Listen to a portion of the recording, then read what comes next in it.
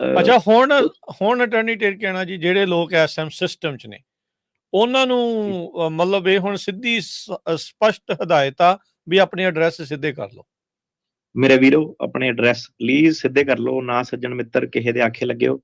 Court ਦੇ ਵਿੱਚ ਜਿਹੜਾ ਇਟਸੈਲਫ ਹੈਗਾ ਨਾ, ਕਿ ਹੁਣ ਇਹ ਸੀਗਾ ਇੱਧਰ ਨੂੰ ਜਿਹੜੀ ਗੱਲ ਗਈ ਨਹੀਂ ਸੀਗੀ, ਇਹ ਚੀਜ਼ਾਂ ਹੁਣ ਤੁਹਾਨੂੰ ਭਾਰੀ ਪੈ ਜਾਣੀਆਂ। ਠੀਕ ਆ, ਪਹਿਲਾਂ ਜਿਹੜਾ ਟਾਈਮ ਸੀਗਾ 2 ਸਾਲ ਪਹਿਲਾਂ ਚੱਕਰ ਨਹੀਂ ਹੁੰਦਾ ਸੀ, ਜੱਜ ਕਹਿ ਦਿੰਦੇ ਸੀਗੇ ਕਿ ਕਿਉਂ ਨਹੀਂ ਐਡਰੈਸ ਵਗੈਰਾ ਅਪਡੇਟ ਕਿਉਂ ਨਹੀਂ ਕੀਤਾ, ਤੇ ਹੁਣ ਤੁਹਾਨੂੰ ਪਿਛਲੇ ਹਫ਼ਤੇ ਦੇ ਕੇਸ ਜਿਹੜਾ ਦੱਸ ਰਿਹਾ, ਐਡਰੈਸ ਐਡਰੂਸ ਵਾਲੇ ਚੱਕਰ ਪੈ ਜਾਂਦੇ ਆ। ਤੇ ਲੋਕੀ ਕਈ ਵਾਰੀ ਲਾਇਸੈਂਸ ਲੂਸੈਂਸ ਬਣਾਏ ਹੁੰਦੇ ਆ, ਕਿਸੇ ਨੇ ਨਿਊਯਾਰਕ ਦਾ ਬਣਾਇਆ, ਕਿਸੇ ਨੇ ਕਿਤੇ ਦਾ ਬਣਾਇਆ, ਤੇ ਉਵੇਂ ਜੱਜਾਂ ਨੂੰ ਬਹਾਨੇ ਜਿਹੜੇ ਮਾਰਨ ਲੱਗ ਪੈਂਦੇ ਆ ਕਿ ਨਹੀਂ ਮੈਂ ਟੈਂਪਰੇਰੀ ਗਿਆ ਸੀਗਾ ਫਲਾਨਾ ਢਿਮਕੜਾ। ਤੇ 10 ਦਿਨਾਂ ਦਾ ਉਹਨਾਂ ਨੇ ਰੂਲ ਜਿਹੜਾ ਰੱਖਿਆ ਵਾ, ਤੇ 30 ਦਿਨਾਂ ਦੀ ਜਿਹੜੀ ਜੇਲ੍ਹ ਜਿਹੜੀ ਹੈਗੀ ਆ, 5000 ਦਾ ਜੁਰਮਾਨਾ ਵਾ। ਸਿੱਧੇ ਜਿਹੜੀ ਰੈਗੂਲੇਟਰੀ ਜਿਹੜਾ ਇਹ ਹੈਗਾ ਇੰਟਰਿਮ ਰੂਲ ਵੀ ਇਹਨਾਂ ਨੇ ਜਿਹੜਾ ਪਬਲਿਸ਼ ਜਿਹੜਾ ਕਰਤਾ। ਠੀਕ ਆ, ਤੇ ਇਹਨੂੰ ਓਬਵੀਅਸਲੀ ਇਹ ਉਦਾਂ ਹੀ ਦਿਖਾਉਣ ਨੂੰ ਤਾਂ ਨਹੀਂ ਕਰਦੇ। ਟਰੰਪ ਸਰਕਾਰ ਆ, ਇਹਨਾਂ ਨੇ ਬਿਲਕੁਲ ਇਹ ਯੂਜ਼ ਕਰਨਾ ਵਾ। ਐ ਨਾ ਹੋਵੇ ਕਿ ਆਪਣੀ ਕਮਿਊਨਿਟੀ ਦਾ 20-30% ਜਿਹੜੇ ਕੇਸ ਆ ਸਾਰੀ ਕਮਿਊਨਿਟੀ ਦੇ ਉਹ ਨਜਾਇਜ਼ ਹੀ ਐਡਰੈਸਾਂ ਕਰਕੇ ਉੱਡ ਜਾਣ। ਤੇ ਬਿਲਕੁਲ ਸਰਕਾਰੀ ਵਕੀਲ ਜਾਂਦੇ ਫੜੇ ਤੁਹਾਨੂੰ ਐਡਰੈਸ ਦੇ ਉੱਤੇ।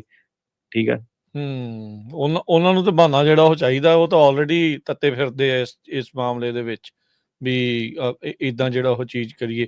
ਸੋ ਏਲੀਅਨ ਰਜਿਸਟ੍ਰੇਸ਼ਨ ਦੀ ਜਿਹੜੀ ਡਾਕੂਮੈਂਟ ਆ, ਐਵੀਡੈਂਸ ਆ, ਉਹ ਆਲਰੇਡੀ ਜਿਹੜਾ ਹੋਮਲੈਂਡ ਸਿਕਿਉਰਿਟੀ ਨੇ ਜਿਹੜਾ ਉਹ ਪਬਲਿਸ਼ ਜਿਹੜਾ ਉਹ ਕਹਿੰਦੇ ਕਰ ਦਿੱਤਾ ਹੈਗਾ ਆ।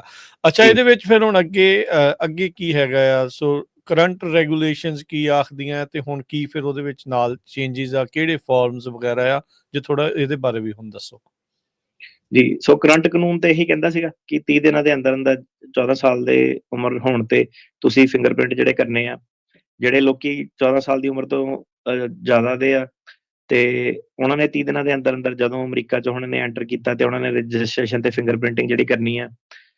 ਲੌਫੁਲ ਪਰਮਾਨੈਂਟ ਰੈਜ਼ੀਡੈਂਟ ਜਿਹੜਾ ਗ੍ਰੀਨ ਕਾਰਡ ਹੋਲਡਰ ਆ, ਤੇ ਭਾਵੇਂ ਉਹ ਟੈਂਪਰੇਰੀਲੀ ਅਮਰੀਕਾ ਤੋਂ ਗਿਆ ਹੋਇਆ, ਉਹ ਵੀ ਜਦੋਂ ਵਾਪਸ ਆਉਂਦਾ ਤੇ 14 ਸਾਲ ਜਿਹੜੀ ਉਮਰ ਹੁੰਦੀ ਆ, ਉਹਨੂੰ ਵੀ ਆਉਂਦੇ ਹੀ ਜਿਹੜਾ 30 ਦਿਨਾਂ ਦੇ ਅੰਦਰ ਅੰਦਰ ਕਰਨਾ ਪਊਗਾ। ਗ੍ਰੀਨ ਕਾਰਡ ਹੋਲਡਰ ਹੋਣ ਦੀ ਵੀ ਰਿਕੁਆਇਰਮੈਂਟ ਜਿਹੜੀ ਹੈਗੀ ਆ।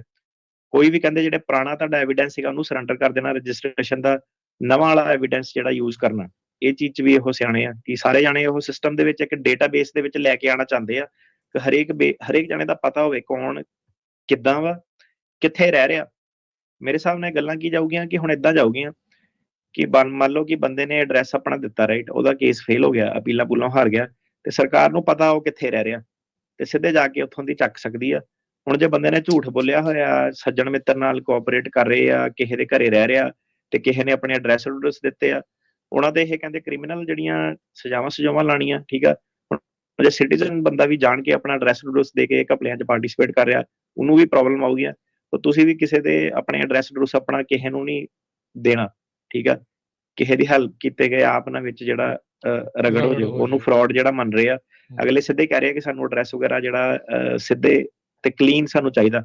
ਡੇਟਾਬੇਸ ਇਹ ਆਪਣਾ ਜਿਹੜਾ ਮੇਨਟੇਨ ਕਰ ਰਿਹਾ। ਡੇਟਾਬੇਸ ਜਿਹਨੂੰ ਨਹੀਂ ਪਤਾ ਕੀ ਹੁੰਦਾ ਕਿ ਕੰਪਿਊਟਰ ਦੇ ਵਿੱਚ ਉਹਨਾਂ ਨੇ ਬੇਸਿਕਲੀ ਤੁਹਾਡੀ ਇਨਫੋਰਮੇਸ਼ਨ ਪਾਣੀ ਆ, ਨਾਮ ਕੀ ਆ, ਡੇਟ ਆਫ ਬਰਥ ਕੀ ਆ, ਕਿਹੜੀ ਕੰਟਰੀ ਦਾ, ਤੇ ਕਿੱਥੇ ਰਹਿ ਰਿਹਾ, ਕਦੋਂ ਅਮਰੀਕਾ ਦੇ ਵਿੱਚ ਆਇਆ ਸੀਗਾ, ਉਮਰ ਵਗੈਰਾ ਸਾਰੀਆਂ ਚੀਜ਼ਾਂ ਜਿਹੜੀਆਂ ਪਾਣੀਆਂ, ਉਹਨੂੰ ਡੇਟਾਬੇਸ ਆਪਾਂ ਕਹਿੰਦੇ ਆ ਕਿ ਇਨਫੋਰਮੇਸ਼ਨ ਉਹਨਾਂ ਨੇ ਸਾਰੀ ਜਿਹੜੀ ਇਕੱਠੀ ਕਰਨੀ ਆ।